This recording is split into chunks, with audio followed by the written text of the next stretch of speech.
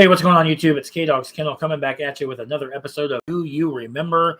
And in this episode, we are going to go back to October 9th, 2000, in the night where Rikishi was revealed as the Wheelman, the guy that ran over Stone Cold Steve Austin. We'll get to that because we have to go back to the beginning and how this all unfolded. It started on the night of the 1999 Survivor Series. The main event was scheduled to be Triple H defending the WWE Championship against The Rock and Stone Cold Steve Austin in a triple threat match. About midway during the event, Steve Austin's being interviewed backstage where Triple H shows up, spits water in his face to basically cause Austin to chase him. And they wind out in the parking deck area, where Triple H is nowhere to be found, but there is somebody driving a vehicle that crashes through a gate and runs down Steve Austin like a dog. Now, in actuality, Stone Cold Steve Austin had to be written off television so he can get neck fused. I think it was the aftermath of Owen Hart's botched pile driver or tombstone that Austin had to get his neck fused up. And so they had to have a legitimate reason for Austin to be basically out of commission for a year. So they did a hit and run angle. Austin was replaced at Survivor Series by the Big Show, who wound up winning the title that night.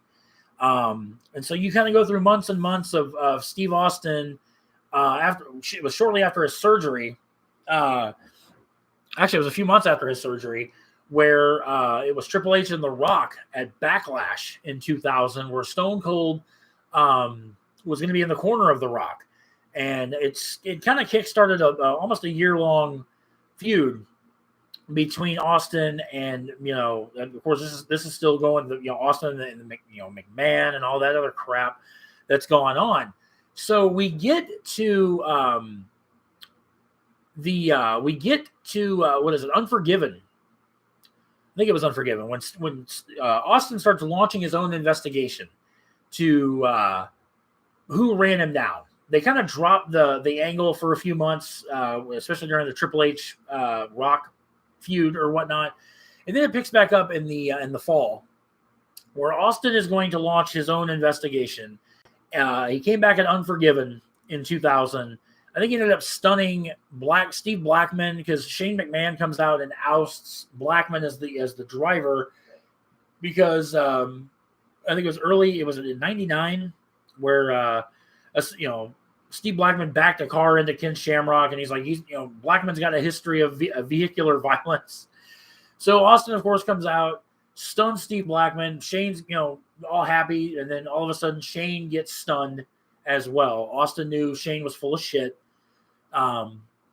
So the investigation it just continues. I think it was an Unforgiven when Stephanie gives Stone Cold the hat that he was wearing the night he got run over, and Austin goes off on him. I don't know if it was on Raw the next night or it might have been an Unforgiven. I don't remember off the top of my head, but Austin's like, gee, thanks, Steph. I ain't found the son bitch that ran me over, but at least I found my hat. It was just hilarious. Stephanie was just like, oh, I'm just trying to help kind of thing. And then, so Commissioner Foley, Mick Foley was the commissioner at the time. And he was conducting an official investigation or whatnot. And, Austin would go as far as interrupting matches. And he basically said everyone is guilty until they're proven innocent by Stone Cold. And usually they'd be proven innocent by Austin stunning them, doing the Stone Cold Stunner. So finally, it all comes to a crescendo on October the 9th. For the life of me, I don't remember the match. I know it was Rikishi. It was a tag team main event. And I think it was The Rock and Rikishi against, I don't remember. But Rock and Rikishi are celebrating, and all of a sudden Commissioner Foley comes out. And basically, he starts talking about all this proof he's got. Everything is pointed at The Rock because who benefited with Austin being out for that year from Survivor Series until essentially Unforgiven when Austin came back? Who benefited more? Some would say Triple H, but they panned it off as The Rock gained the most out of Austin being laid out because The Rock had won the title a couple times. He beat Triple H at Backlash, lost the title to Judgment Day, and there's my cat. Come here, Bubbies. There's my cat. That's Oakley. Say hi, Oakley. Oakley might try to like chew on the microphone, but they don't want to see. They don't want to hear you. They want to hear me. Come here. Come here. But yeah, that's my cat, Oakley. All right, he's going over there. But in any event, so everything is pointed at The Rock. Everything is pointed at The Rock is the guy, and then Mick Foley flat out says that he finds The Rock not guilty. So of course everybody's confused. Rikishi's still standing in the corner, like just kind of stoic, kind of like all right, whatever. And then they talk about how the vehicle, it was The Rock's car, rent-a-car that struck Austin at the Survivor Series, and that what? Really? You're knocking over my microphone? I'm sorry that was in your way, sir. But in any event, they say that Foley goes on to explain that the driver of the vehicle, the seat was pushed back to fit not just a large man, but a very large man. So now all of a sudden, everything is starting to form and fold to Rikishi. And then finally, Rikishi flat out just says, okay, I did it. And admits that he was the man that ran down Stone Cold Steve Austin. And his excuse was that he did it for The Rock. He did it so The Rock and the people are basically he did it so that Samoan, because The Rock has Samoan heritage, that his people could be recognized for the great people they are, and all this spouts all this other stupid shit.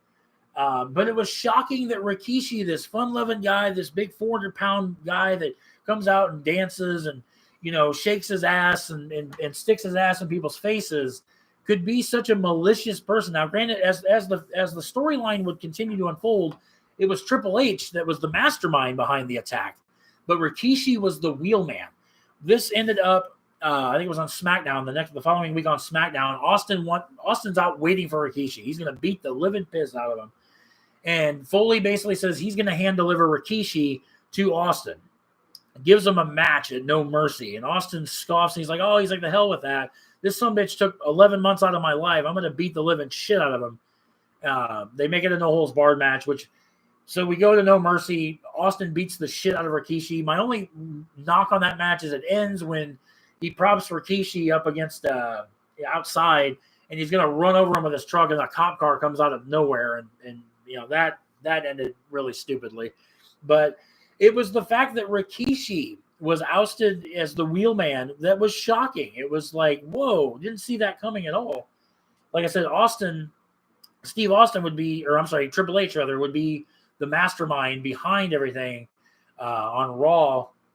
I think it was in late October, early November, whereas Austin and Triple H have a tag match together and they win, and then Triple H hits him with a sledgehammer, busts him open, and he basically says, hey Austin, your search is over. You found basically admitting that the guy you're looking for has been me the whole time, and he's like, now you stupid son of a bitch, and then that sends you into the Triple H Stone Cold match that would wind up happening at Survivor Series in 2000. But there you go, guys. Rikishi revealed as the wheelman. That was the latest addition, if you will, the latest shocking occurrence I come up with.